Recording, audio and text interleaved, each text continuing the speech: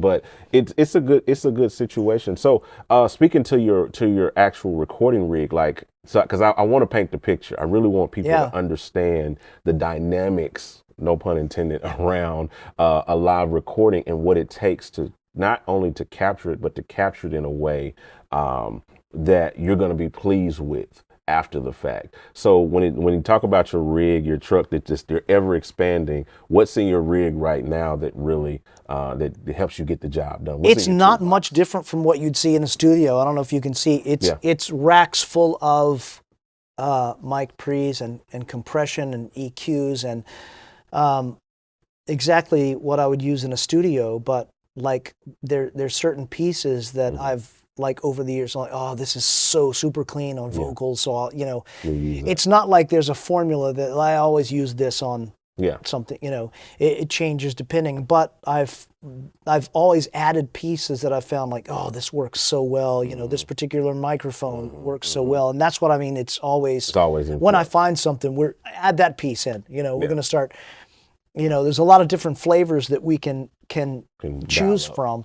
And it's a modular rig. I've like, 3 or 4 times gone really hardcore into building a truck Yeah.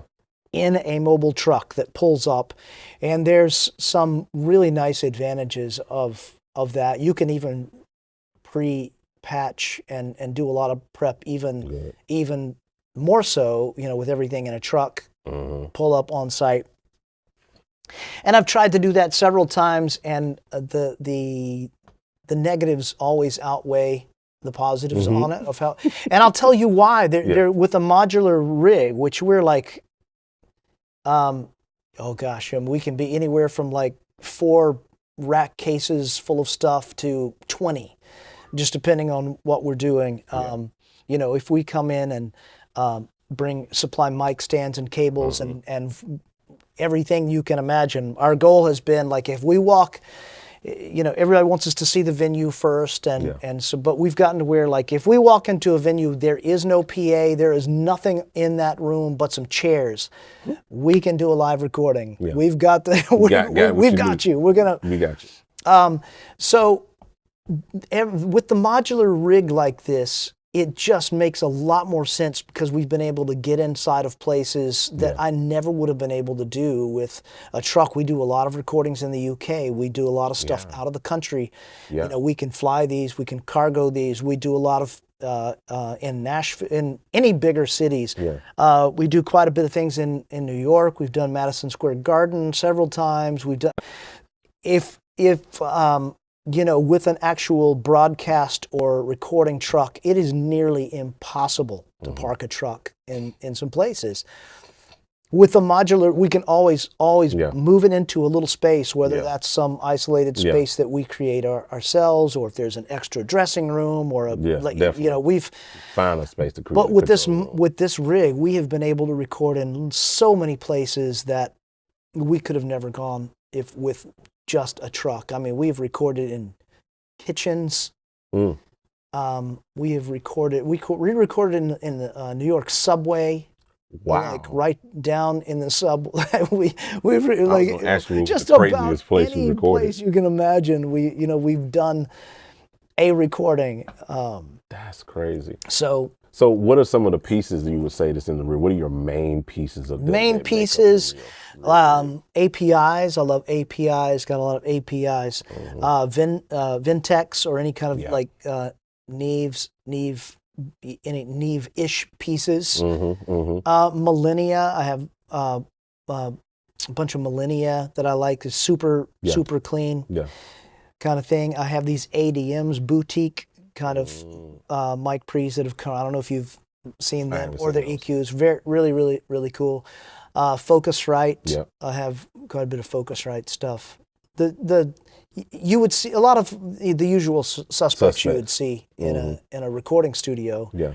That we just bring right into the venue and we So you patch. So basically, are you like building? It's like a modular console, so It to is. speak. That's what it is. So yeah. you don't have an actual board that you're Don't have an bringing in. actual You just have a modular console. like a rack kind of situation that you can just move in. Yeah. And how many? Basically, how It's many? exactly like we would do here.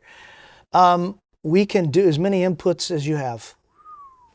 So we recorded. I think the record for the number of inputs.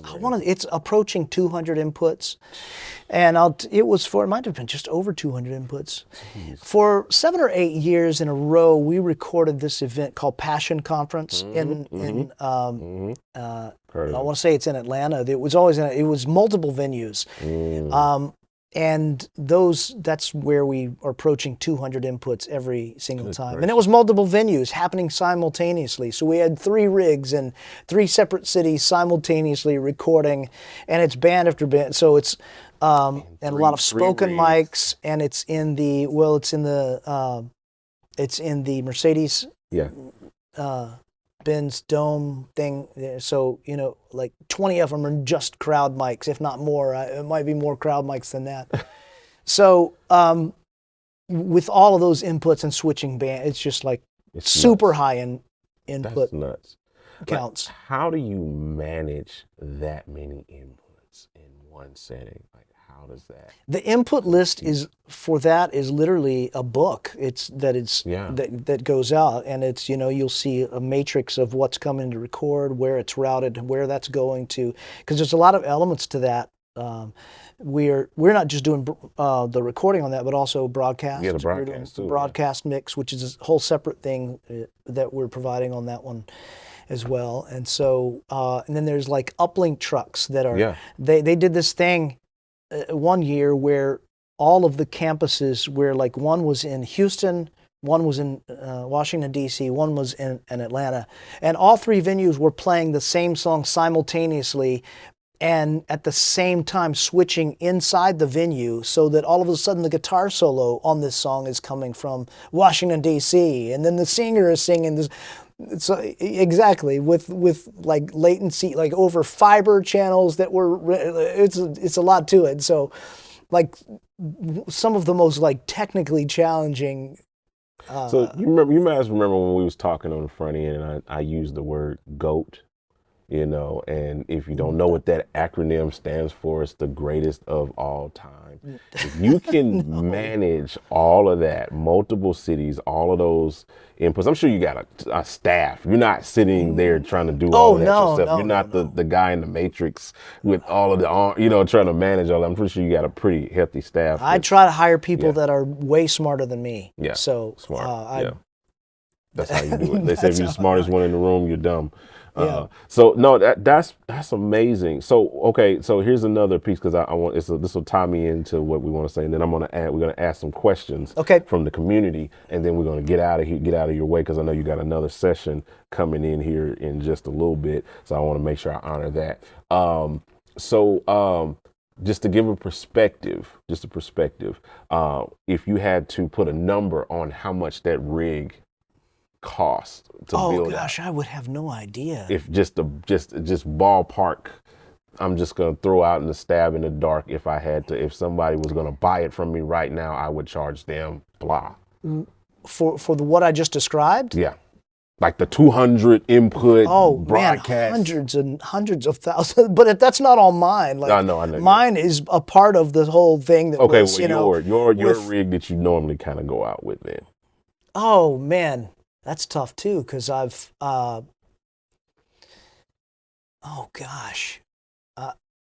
if I were to take everything with me, I don't know, we're probably 150, 200,000, with rough estimate. With microphones and, a lot of times I'll look, and if I see somebody like, they're selling out a studio, they have 50 microphones, I'll take them all. I'll use them at some point. Yeah. Gosh. I don't know. It's hard to say, you know, Nuts. but something like Passion, that is not, Yeah. that is a lot of additional stuff hired in Definitely.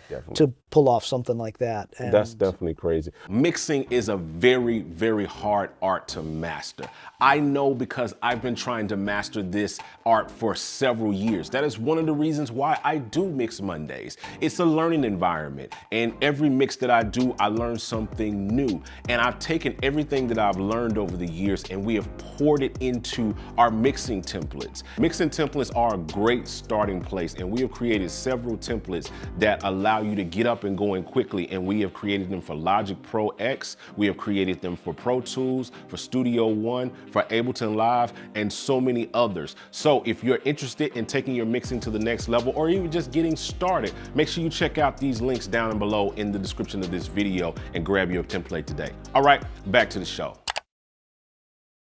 Yo, thank you for watching that exclusive clip from the Hangout podcast. We drop these on the channel on Wednesdays, and we appreciate you guys for taking out the time and watching this. If you're interested in seeing more of these exclusive interviews that we have, make sure you check out the playlist over here. If you're interested in taking your production, mixing, or whatever to the next level, make sure you hit the links down below in the description. All right, we'll talk to you guys on the next one. I'm out.